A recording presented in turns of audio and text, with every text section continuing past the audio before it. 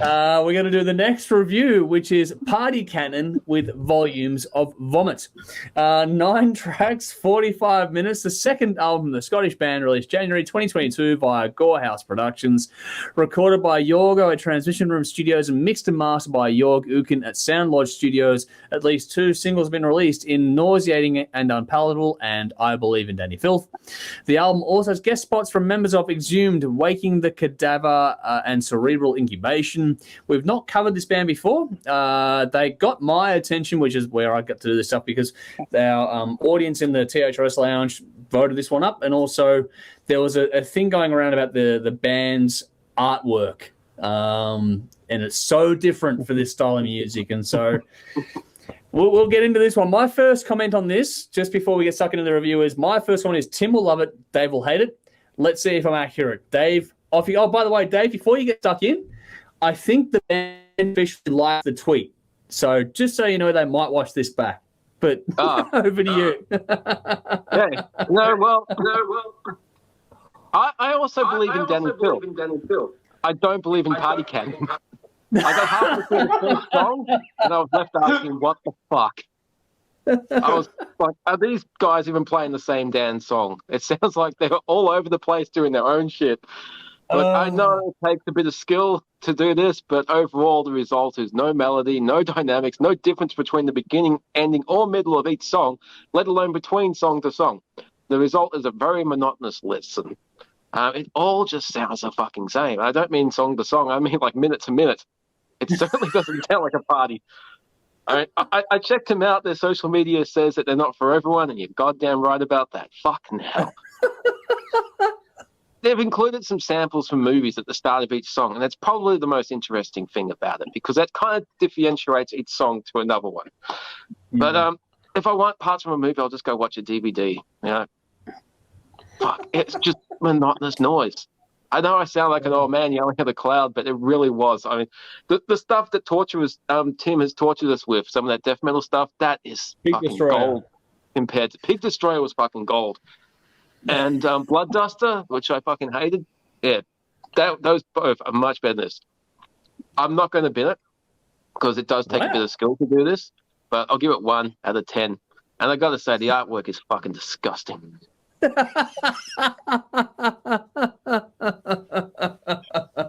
All right, I know this is out of the box. Got some comments coming through. I know this is out of the box. Some people are going to love this, other people are going to hate it. It's a polarizing one, but we're going to give it a crack anyway. Let's go to the other side of the coin. Tim, I'm assuming you enjoyed this. Oh yeah, of course I did. Now, ordinarily when we review an album like this, it's because I've suggested it and it's a quiet week and there's nothing else to review. Yeah. This time I was pleasantly surprised to see Party Cannon on this. On this list. Now, I do want to add, firstly, I would pay very good money to see Party Cannon and Blood Duster tour together. That would be fun, actually. That would be my kind of night. Real, make it happen, please. It'd be fucking awesome. But Porn Store Stiffy followed by 60 Stone Threesome. Oh, fantastic, man. and you know, put Autopsy on the lineup as well and make it a nice... But I was thinking about how do I review this album for our audience, because I don't know if we've ever done like a slam band before. I've played Autopsy on clip shows, right? Yeah. We don't do a lot of but that would really be the only thing. So... if I was to describe it, it's like if you remember when we did the last Cannibal Corpse album, and it's like people heard that album and decided it's just not heavy enough, and they were going to tune even lower and just play heavier riffs. And pretty much for me, as a drummer, I really get into this kind of style because it's just fat grooves. It's fat grooves all over the place. And for me, the way I kind of listen to it is I listen to, because I've been around this kind of music for a while, I listen to the vocals as another instrument. I don't really care what they're saying. Yeah. I just listen to it as an extra percussive instrument. And for me, that's where it all just comes together really nicely. I think this stuff's, as a as a slam band, I think these guys sound fantastic. I think they've got a little bit more. They've got a little bit of variety that you don't see in some bands of this genre. But at the same time, I think they're a bit more fun than other bands than you would say from like a. Pardon? You mean there's worse bands than this? Well, it's an interesting genre because I mean, like, it's challenging. Like there were times when I was listening to this, I almost got like a little bit of a deathcore vibe as well. Like there was some early Suicide Silence stuff in there as well, which is, again, for me, was an interesting listen, and I thought that's what kept it fresh. Now, of course, there's I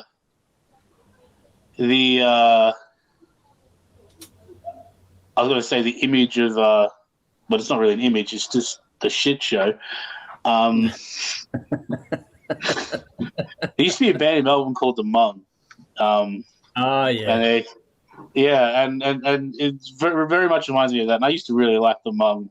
And I've noticed they've deleted all of their shit off YouTube because they've probably lose all their jobs if they found out stuff now. I think I've got their EPs here somewhere downstairs. But anyway, so if, like, it's things like that. It's very, very gross. It's very but and then there's also the logo, which is the colorful balloon font. Yeah. As opposed to which is something else. I just think I think everything about this band is a nice breath of fresh air to a scene and a style of music that can sometimes get repetitive. And I've thoroughly enjoyed it. I thought it was an excellent listen.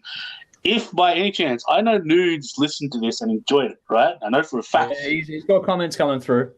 Now, he enjoyed it. Now, if you like that band, check out Pathology, who have a new album out at the moment. Check out a Melbourne band called Autopsy. Yep. Check out bands like Devourment, Dying Fetus. All these bands have excellent albums. And, any other slam bands around there, because there's some great music out there. So for me, I enjoyed it. I thought it was an 8.5 out of 10. I thought Tactical Chunder, excellent song title. It's like a Mudfall, but like a slamming version of it. And of course, I believe in Dani Filth, which is I think is excellent. I think that's fantastic. I think this band is fantastic. I'm looking forward to hearing more of this stuff. All right, cool. Well, it looks like my premise was right. Dave hated it. Tim loved it. So I'm going to be somewhere in the middle of the two of you on this one. This is full on. It's not our normal wheelhouse. So I know that the numbers have dropped off. They're starting to come back up a bit now. Hopefully, they're probably hoping we moved on to something else. This is not our usual territory. We give it. It is a bit of a quieter start to the year, which it always is. The audience in our group, the lounge, they voted it up, and yeah, like I said, the logo got my attention. So I thought, let's give it a go and have some fun. It's the time of year we can have a bit of something different in there anyway. So look, this is full on. It's brutal. You can't tell they're from Scotland because I can't make out a syllable of this. Which, as Tim said, it's not really the requirement of this one. It's more about the sonics and the impact that it brings to it, as opposed to having something to say. It was what I found really amusing personally was how every song had the explicit warning on it in Spotify, and it's like you can't make out a fucking word anyway. So it's like, but it was there. It just struck me how that was amusing to me. Look, if you are a fan of this style of music, I can see what Tim was saying, because there is something about this that's different. I'll get to that a little bit later on, and they do stand out from the pack from a lot of the other ones out there too. But if you're not a fan of this style at all, this is going to do nothing but piss you off, and I can fully understand why people are going, what the fuck, in the comments and having some fun. So, and I can understand Dave's reaction to it as well. So this is not for everyone. I guarantee that. This is the opposite of the Omnific, where I think everyone should check it out. This is going to be, if you're a fan of the genre, check it out. If you don't like this genre, stay the fuck away. What was interesting in the composition of this was how they've got quite a few tracks that are, almost 7 minutes long, which is just interesting for this type. Usually these songs are really short and sharp. You get 15 songs on a 30-minute record. This one gives you 9 tracks, 45. It's a standard album length and probably a couple songs short. look, for me, because it is so impacting all the time, it felt like you got a lot more than 45 minutes in this one. Like it's intense. It takes a lot of your concentration because they have some stops and starts and longer compositions. You feel like they're new songs when they're not. So which if you're into it, it's going to break it up for you. If you're not, it's like fuck, here we go again kind of thing. So it's the dichotomy of that, which is interesting. But what I've got to give credit to is how well they use those audio samples. I know that Dave mentioned it, but I fucking thought that was great. It was the perfect little breath of fresh air. It gave you just enough room to come up, take a breath, and then get hit by the next wave of it kind of thing. I think it's good because it lightens the mood. This is dark and aggressive and all those things, but those touches brighten the mood and they're smart in how they've done it, and they're hilarious too. Like the ones I've chosen are fantastic. Like there's the one, Tim, the Simpsons snippet. I'm pretty sure that got your attention and your approval. That was from the episode that has to do with the band that you're in, which is very, very clever. But also, like Steve-O shitting himself, which kind of fits the vibe overall in this one too. But there was some really. Like there was Jeff Jarrett talking about, I'm going to stretch this guy's ass like it's never been stretched before. So that was, wrestling and fanning me, like all those things are there. So there's all these little bits and pieces, but they make you laugh, and those moments are worth the wait and go and the funny thing about it is because I'm not the world's biggest connoisseur of this stuff. I don't despise it. I'm relatively new. Like I think Tim has a lot to answer for in my becoming a lot more attuned to this sort of music in that regard. I've gotten better at this stuff over the years. But what I've got to give credit to is how they've got a real dissonance between the upper and lower vocal registers and how that adds to the sonic space that goes on in this listen. So you've got to dive in to really appreciate it, but it's there and it makes a big impact on things. I didn't get as much groove as Tim was talking about. This is a lot more frantic and noise-oriented than I'm used to hearing, but what they did in tracks like 60 Stone Threesome, they've got this weird. What did he with the vocal? He got this he ended up with a vocal or an effect in there that sounded like a demonic Jew's harp going off its head, and it was just like, what the fuck? There are things in this I've not heard before, and that's where it becomes interesting and different. And that was what was refreshing to me about it. That and the sample has kept it sort of engaging. Like it's punishing, it's brutal. I'm not going to go back to this one very often at all.